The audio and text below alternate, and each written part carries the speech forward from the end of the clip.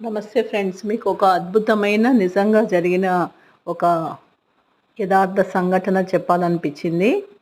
మాకు తెలిసిన ఒక పర్సన్ ఇందిరాగాంధీ ఇంటర్నేషనల్ ఎయిర్‌పోర్ట్‌కెళ్ళాడు. అతను క్యాబ్ డ్రైవ్ చేస్తుంటాడనమాట. సో, వెళ్ళేసి ఎవరినో డ్రాప్ చేసేసి అక్కడ నిలబడి ఉన్నాడనమాట. ఇంత లోపల ఒకతను అప్పుడే ఫ్లైట్ దిగారు. తండ్రి, కొడుకులు. తండ్రి పెద్దవారు చాలా వయసులో. కొడుకు మిడిల్ ఏజ్ ఉంటాడు. వీల్ చైర్‌లో తీసుకొచ్చాడనమాట తండ్రి అతను.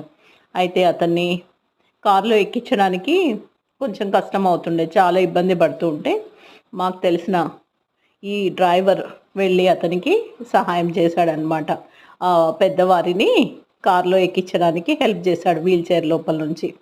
ఇంత లోపల ఎక్కిచ్చేసిన తర్వాత వెళ్ళాలి సార్ అనంటే, వెళ్తాను అనంటే, మీ పేరేంటి? మీ ఫోన్ నెంబర్ ఇయ్యమని అడిగారంట ఆయన. ఎవరైతే ఆ కొడుకున్నాడో అతను. అడిగితే సరే అనేసి ఇతను ఫోన్ నెంబర్ ఇచ్చాడు. ఏం చేస్తుంటావు అంటే, ఇట్లా నేను వ్యవసాయం చేసుకుంటుంటాను. ఫ్రీ టైం దొరికినప్పుడు క్యాబ్ నడిపించుకుంటాను. నాకు హార్వెస్టర్ కొనుక్కోవాలని ఉంది. ఈరోజు హార్వెస్టర్ గురించి తెలుసుకోవడానికి వెళ్ళాలని అనుకుంటున్నా. రైస్ ప్యాడీ హార్వెస్టర్ ఉంటుంది కదా, అది అనమాట అని చెప్పాడంట. చెప్తే సరే అనేసేసి ఇతను వెళ్ళిపోయాడు. అతని కారులో ఎక్కిచ్చేసి పెద్ద మనిషిని. తర్వాత 2 డేస్ తర్వాత ఇతని ఇంటికి ఆ రైస్ ప్యాడీ హార్వెస్టర్ వచ్చేసింది.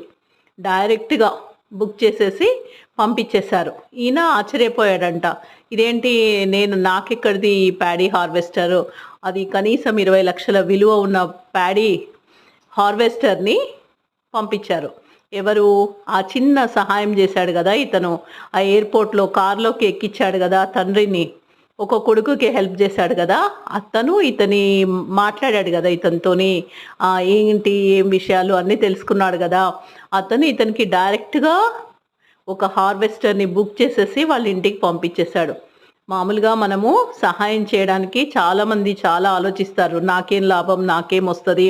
ఎప్పుడైనా సరే సెల్ఫ్‌లెస్‌గా ఏమీ ఆలోచించకుండా మనము చేస్తే ఆ పనికి తప్పకుండా భగవంతుడు ఫలితం ఇస్తాడు. అతనైతే అసలు అతని లైఫ్ డ్రీమ్ అనమాట హార్వెస్టర్ కొనుక్కోవాలనుకునేది. అది 20 లక్షలది. ఒక చిన్న సహాయానికి అతడు ఎంత పెద్ద మనసుతోని అతని ఇంటికే డైరెక్ట్‌గా అతని ఫోన్ నెంబర్ తీసుకున్నాడు గదా! అతని డీటెయిల్స్ తీసేసుకున్నాడు. అప్పుడే అడిగాడనమాట. నోట్ చేసేసుకున్నాడేమో. ఇంటికి పంపించేశాడు. ఇది గదా అసలైన సహాయం అంటే.